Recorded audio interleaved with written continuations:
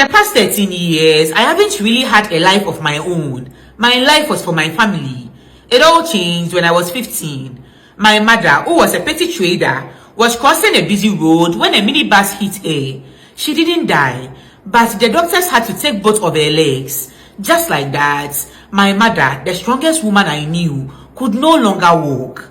My father, he was never really in the picture. He left when I was a baby for another woman and never looked back.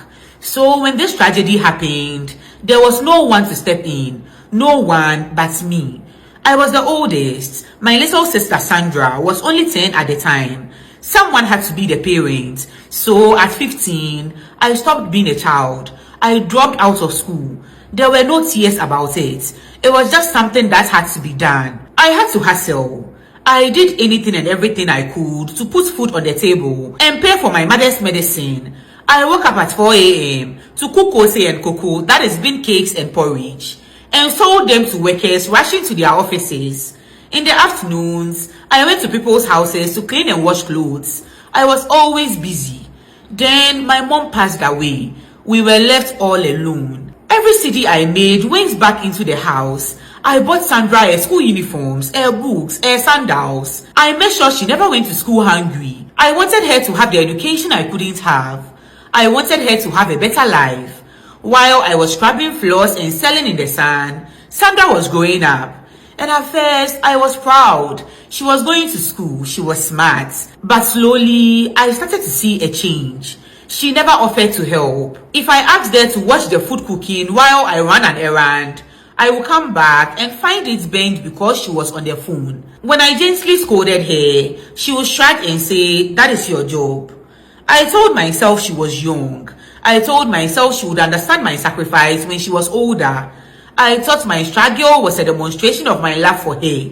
But I was wrong. Sandra never saw my back-breaking work, my missed opportunities, my tired eyes as love. She didn't see it as a sacrifice.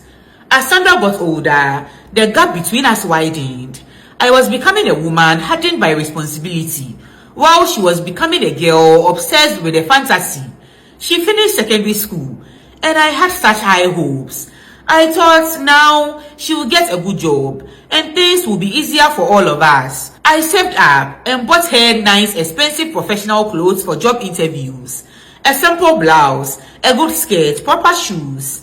A week later, I saw a girl in our neighborhood wearing that exact blouse to work. I was confused. When I got home, I looked in Sandra's room. The clothes were gone. When I confronted her, she didn't even try to lie.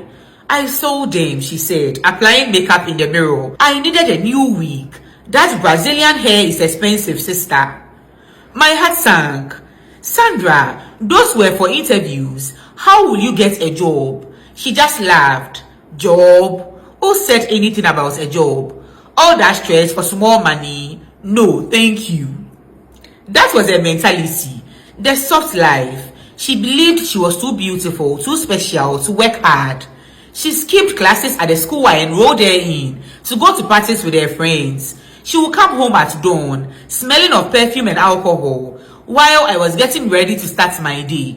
I poured myself into my work at the restaurant. I started as a cleaner and then moved to a waitress.